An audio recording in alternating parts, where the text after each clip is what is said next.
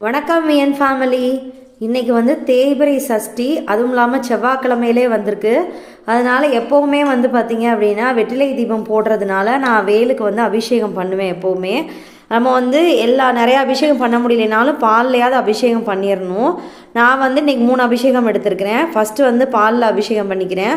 எப்போவுமே ஒரு அபிஷேகம் முடிச்சிட்டோம் அப்படின்னா அதுக்கு வந்து சந்தனம் போட்டு குங்குமம் போட்டு வச்சுட்டு பூ வச்சுட்டு தூப தீபம்னு சொல்லுவோம். அதை வந்து பத்திகள்லாம் காட்டிட்டு அடுத்த அபிஷேகத்துக்கு முன்னாடி நம்ம தண்ணி, அதாவது தீர்த்தத்தால் அபிஷேகம் பண்ணிவிட்டு அடுத்த அபிஷேகத்தை ஸ்டார்ட் பண்ணணும். நான் முதல்ல பால் அபிஷேகம், 2வது வந்து தயிர் அபிஷேகம் பண்ணியிருக்கேன். தயிர் அபிஷேகமும் அதை தொடர்ந்து எல்லா அபிஷேகமே அதே மாதிரி தான். பொட்டு வைக்கணும், அப்புறம் பூ வைக்கணும், அதுக்கப்புறம் தூபம் காட்டணும். காட்டிட்டு இன்றைக்கி தயிர் அபிஷேகம் பண்ணதுனால தயிர் பச்சரிசி மாவுலாம் அபிஷேகம் பண்ணிங்க அப்படின்னா அதவே வந்து நல்லா வேலில் தேய்ச்சி விட்டீங்க அப்படின்னா அது நம்ம வேல் வந்து பளிச்சுன்னு ஆயிரும். தேய்ச்சி இது பண்ண விளக்கணுன்ற அவசியம் இல்லை, கொஞ்சம் பளிச்சுன்னு ஆயிரும். இன்றைக்கி நான் வந்து நல்லா தேய்ச்சி விட்டுட்டேன். அதுக்கு பிறகு 3வது அபிஷேகம் பார்த்திங்கன்னா விபூதி அபிஷேகம்.